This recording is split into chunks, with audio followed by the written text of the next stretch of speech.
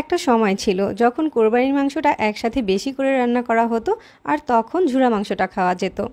তবে আজকাল আর বেশি করে কেউ মাংস রান্না করে না, তাই ঝুরা মাংসটা খাওয়া হয়ে ওঠে না। আজকে দেখাচ্ছি কিভাবে অল্প মাংস দিয়ে ঝুরা মাংসটা রান্না করবেন। ঝুরা মাংসটা রান্না করার জন্য এখানে হাফ কেজির মতো ফ্রেশ মাংস নিয়েছি। হাড় চর্বি ছাড়া মাংসটা নিতেই চেষ্টা করবেন। গরুর মাংস কিংবা খাসির মাংস যে কোনো মাংস দিয়েই এই ঝুরা মাংসটা রান্না করতে পারবেন। মাংসটাকে একটু ছোট করেই কেটে নিয়েছি আর এই মাংসটাকে আগে থেকেই ধুয়ে পরিষ্কার করে নিয়েছিলাম।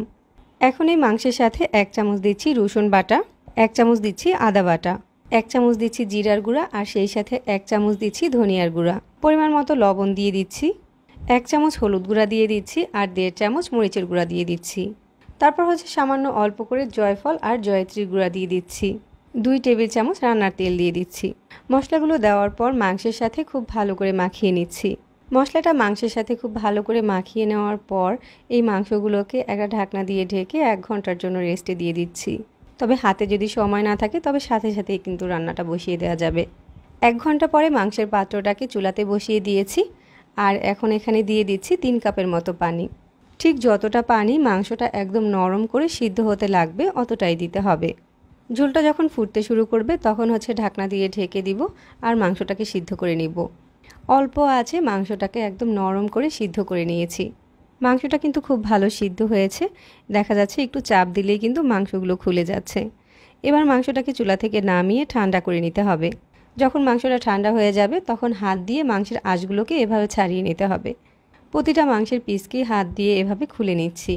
তো এখানে সবগুলো মাংসের পিসকে হাত দিয়ে এভাবে ঝুরা করে নিয়েছি। এবার আমি কিছু এলাচ, দারচিনি, লং, তেজপাতা আর কিছু কালো গোলমরিচ একসাথে গুঁড়ো করে নিচ্ছি। এখন হচ্ছে ঝুরা মাংসটা রান্না করার জন্য চুলায় একটা প্যান বসিয়ে 1/4 কাপের মতো রান্নার তেল দিয়ে দিচ্ছি। এরপর হচ্ছে 1 কাপ দিয়ে দিচ্ছি পেঁয়াজ কুচি। এই ঝুরা মাংসে পেঁয়াজের পরিমাণটা একটু বাড়িয়ে দিলেই খেতে বেশি ভালো লাগবে। পেঁয়াজটাকে এখন তেলের সাথে একদম নরম করে ভেজে নিচ্ছি। এরপর হচ্ছে এখানে দিয়ে দিচ্ছি 1 চামচ রসুন বাটা আর 1 চামচ আদা বাটা। আদা রসুনটাকে তেলের সাথে একটু সময় নিয়ে ভেজে নিচ্ছি যাতে করে কাঁচা গন্ধটা চলে যায়। এখন হচ্ছে এখানে হাফ চামচ করে দিয়ে দিচ্ছি ধনিয়ার গুঁড়া আর জিরার গুঁড়া, হাফ চামচ দিয়ে দিচ্ছি হলুদ গুঁড়া আর 1 চামচ দিয়ে দিচ্ছি মরিচ গুঁড়া। সাথে দিয়ে দিচ্ছি 2 টেবিল চামচ গরম মশলার গুঁড়া। গরম মশলাটা আস্ত না দিয়ে ঝুরা মাংসতে গরম মশলাটা এভাবে গুঁড়ো করে দিলেই ভালো হয়। এবার হচ্ছে একটু পানি দিয়ে মশলাটাকে ভালো করে কষিয়ে নিচ্ছি। তারপর আগে থেকে যে মাংসটাকে ঝুরা করে রেখেছিলাম ওই মাংসটা এখানে দিয়ে দিচ্ছি। মাংসটাকে হচ্ছে মশলার সাথে নেড়ে চেড়ে বেশ কিছুক্ষণ সময় নিয়ে ভুনে নিচ্ছি। এ পর্যায়ে কিন্তু কোনো রকম পানি দেওয়া যাবে না।